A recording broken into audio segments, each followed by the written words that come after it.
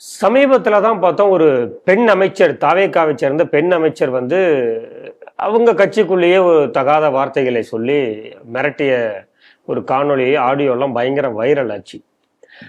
தாவேகா பதவியேற்ற பொழுதே தஞ்சை மாவட்டத்தைச் சேர்ந்த எம்எல்ஏ ஒருத்தர் வந்து பீர் அடிச்சுட்டு ஆடக்கூடிய காட்சிகள்லாம் வைரல் ஆச்சு சார். இப்போ ஜனநாயகன் படம் வந்தது, அமைச்சர் பெருமக்கள்லாம் உட்காந்து அழுது ஒப்பாரி வச்சு படம் பார்த்ததையும் சமூக வலைதளத்துல பார்த்தோம். சோளிங்கர் இங்க இருக்கக்கூடிய ராணிப்பேட்டை சோளிங்கர் எம்எல்ஏ கபில் ஜனநாயகம் படம் பார்த்துட்டு வெளியில வந்திருக்காரு. அப்போ ஒரு யூடியூபர் விமர்சனம் கேட்டுட்டு இருந்திருக்காரு. அவரை வச்சு கொண்டு போய் கும்முன்னு கும்மி இருக்காரு அவரோட ஆட்களோட. அதை வெளியில இருந்துட்டு தினகரன் தினமலரை சேர்ந்த நிருபர்கள்லாம் படம் பிடிச்சிருக்காங்க. அவங்களையும் அவருடைய தம்பியும் சேர்ந்து உள்ள வச்சு அவங்களையும் கும்முன்னு கும்மிருக்காங்க. அங்க இருக்கக்கூடிய பொதுமக்கள்லாம் பார்த்துட்டு அங்கேருந்து வந்து போலீஸுக்கு தகவல் தெரிவிச்சு அவங்கள காப்பாத்திருக்காங்க. கபில்னு பேரு அந்த எம்எல்ஏவோட பெயர். இந்த செய்தி எப்படி சார் பாக்குறீங்க? பல விஷயங்கள்ல தவகவுக்கும் திமுகவுக்கும் வித்தியாசம்.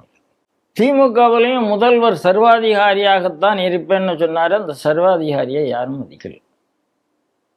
அவர் கடைசி வரைக்கும் சாட்டையை சொல்லட்டவே இல்லை. பாவம் இல்லை, சாட்டை அவர் கையில போச்சா இல்லையா எடுத்து கூட என்ன சொல்லத்துக்கு அவரு தானா போய் எடுத்திருக்க மாட்டார். சாட்டையை கூடன்னு கேட்டுட்டு இருப்பாரு, யாரும் கொடுத்துருக்க மாட்டார். இல்ல, அவருக்கு அறிவுரை சொன்னவங்க சாட்டை எடுக்கக்கூடிய அளவுக்கு எந்த சுச்சுவேஷனும் வரலன்னு சொல்லி வச்சிருந்துருக்காங்க சார்.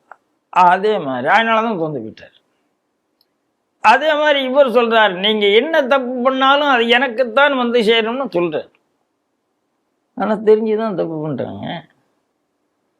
மதிக்கலன்னு தானே அர்த்தம். அதாவது இவரை வைத்து பதவியில் வந்தாச்சு, அவரே சொல்லியாச்சு, ஆனாலும் நாங்க அடாவடியாத்தான் இருப்போம் அப்படின்னு காரணம் என்ன?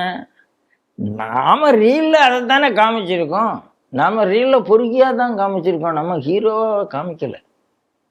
பொறுக்கியே தான் அப்படி யாராவது ஒருத்தர் வந்து லவ் பண்ணியிருப்பாங்க. ஒரு நல்லவனை வந்து லவ் பண்ணியிருக்க மாட்டாங்க.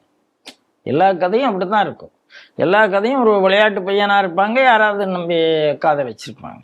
அப்புறம் தான் அவர் சீரியஸ் பாய்ங்கிறதே தெரியும். அப்ப எல்லாமே ரீல்ல வந்தது தானே. இவங்களும் விளையாட்டு பசங்களா தானே இருப்பாங்க, வேற எப்படி இருப்பாங்க? இது முதல் விஷயம்.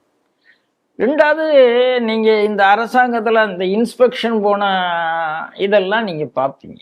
அந்தந்த துறைக்கு சம்பந்தம் இல்லாதவர்கள் மற்ற துறையில போய் இன்ஸ்பெக்ஷன் போன கதையெல்லாம் நம்ம பார்த்துக்கிட்டே இருந்தோம். இன்ஸ்பெக்ஷன் போய் என்ன பண்ண முடியும்? ரீல் போட்டாங்க.